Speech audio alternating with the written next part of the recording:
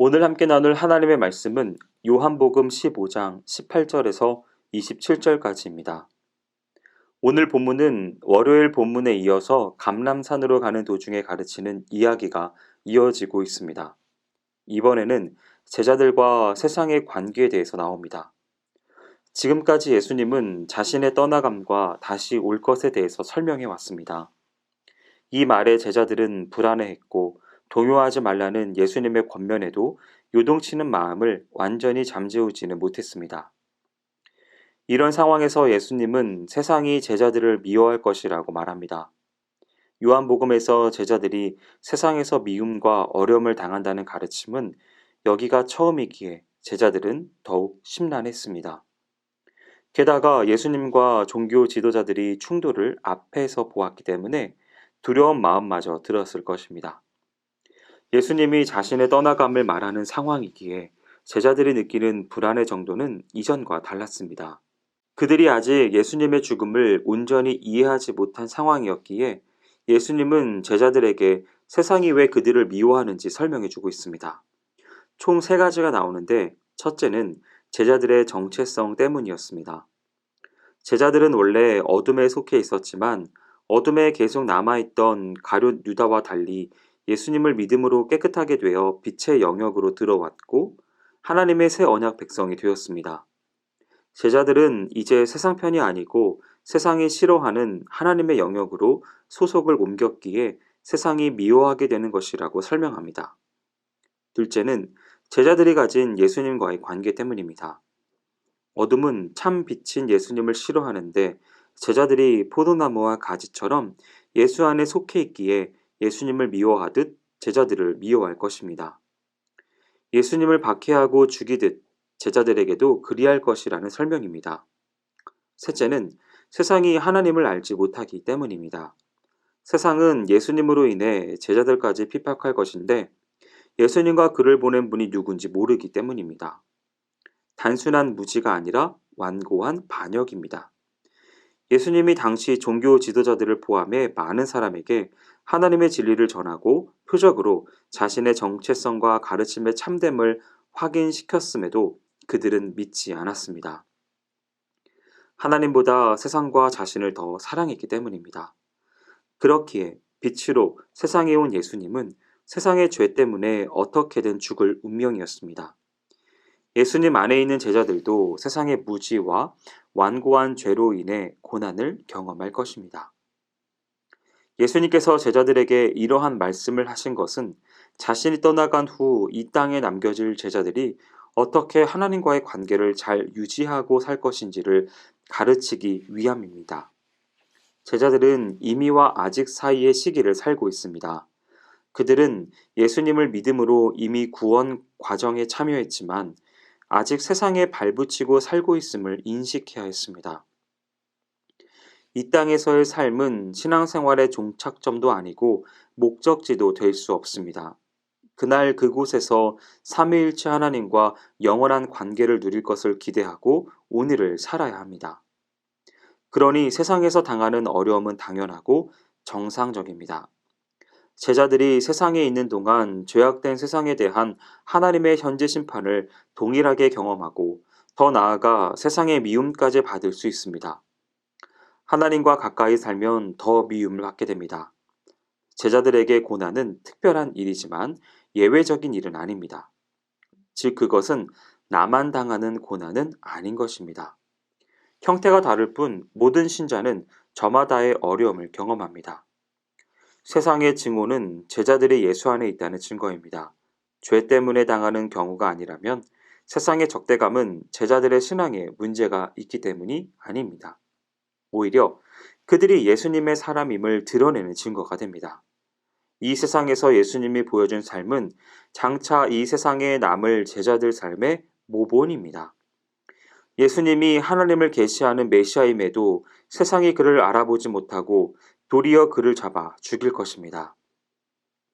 그렇기에 그의 고난과 순종과 참음은 제자들이 이 땅에서 하나님 안에서 신실하게 살아가는 본이 될 것입니다. 예수님은 남겨진 제자들이 이 원리로 살아가기를 기대했지만 이 가르침은 그들뿐 아니라 장차 예수의 재림 전까지 이 땅에 존재해야 할 모든 그리스도인들이 들어야 할 내용이 됩니다. 그렇다면 제자들은 세상에 대해 가져야 할 시선은 어때야 할까요? 이에 대해 예수님은 죄의 관점으로 세상을 진단하고 일련의 조건절로 그들 모습을 설명합니다. 예수님이 오셔서 진리를 가르치지 않았다면 그들은 죄에 대해 무감각했을 것이고, 또한 예수님이 누구도 할 수 없는 일을 하지 않았다면 그들에게 죄가 없었을 것이라고 합니다. 예수님의 이 말은 세 가지 요소를 담고 있습니다.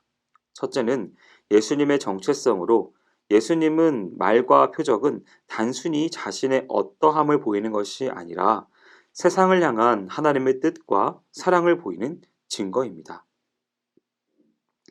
그렇기에 예수님에 대한 반응은 곧 그를 보낸 하나님에 대한 반응이며, 구원이나 심판도 그에 대한 반응 모습에 따라 결정됩니다. 둘째는 세상의 완악함입니다. 세상은 예수님의 말과 능력을 경험했음에도 그를 미워했습니다. 궁극적으로 하나님을 미워했기에 하나님을 계시하는 예수님을 미워한 것입니다. 심지어 세상은 그들에게 준 율법의 경고에도 불구하고 하나님을 거절했습니다. 몰랐다고 핑계할 수 없는 의도적 거절이기에 세상은 하나님으로부터의 정죄와 심판을 벗어날 수 없습니다.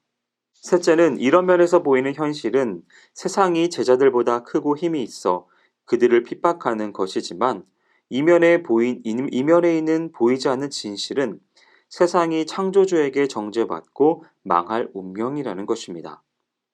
예수님이 이런 말을 한 것은 제자들의 믿음의 눈을 열어 세상의 참 실체를 인식하고 고난에 견디게 하려는 배려입니다. 예수님은 앞에서 세상이 자신을 거절했기에 죄가 있다고 했는데, 두 증인을 소개함으로 자신의 말이 사실임을 확증하고 있습니다. 증인들 중 하나는 보혜사 성령입니다.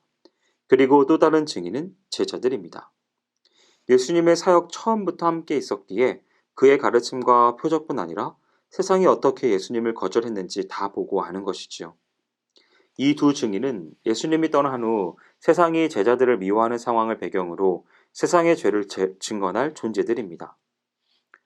아울러 제자들은 진리의 성령을 통해 예수님에 대한 진리, 곧 그가 세상에 온 참 메시아이고 그를 통해서만 어둠에서 빛으로 옮겨질 수 있음을 증거할 자라는 말이기도 합니다.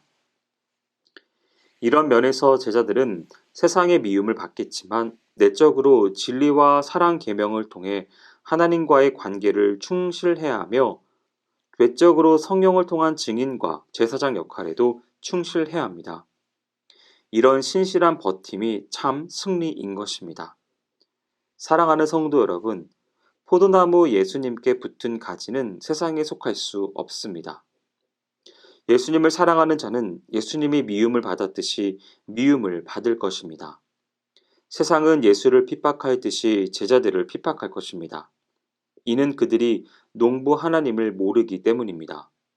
따라서 예수 믿는 것 때문에 세상에게 미움을 당하면 그것은 그들이 제자들보다 예수님을 먼저 미워하기 때문임을 알아야 합니다. 예수님을 선택하는 것은 그의 영광만이 아니라 그의 고난도 같이 선택하는 것입니다. 세상이 예수님을 믿지 않고 미워한 죄를 핑계할 길은 없습니다. 예수님을 미워한 것은 그를 보내신 하나님을 미워한 것이 되기 때문입니다. 예수님이 하신 일은 아무도 하지 않았던 일이고 할 수 없는 일이며, 예수님을 통해 하나님이 하신 일임을 증명한 것입니다. 그 일을 통해서 하나님을 보았으면서도 예수님을 믿지 않는 것은 사실상 하나님을 믿지 않고 그분을 미워한 것이나 다름없습니다. 세상으로부터 미움받음을 받아들이지 않는 즉시 세상에 속한 존재임을 인정하는 것입니다. 제자의 삶은 스승의 삶을 이어받습니다. 그 축복만큼이나 고난도 같이 받게 됩니다. 따라서 세상으로부터 받는 미움은 제자에게 절망보다는 예수님의 제자임을 확증하는 훈장입니다.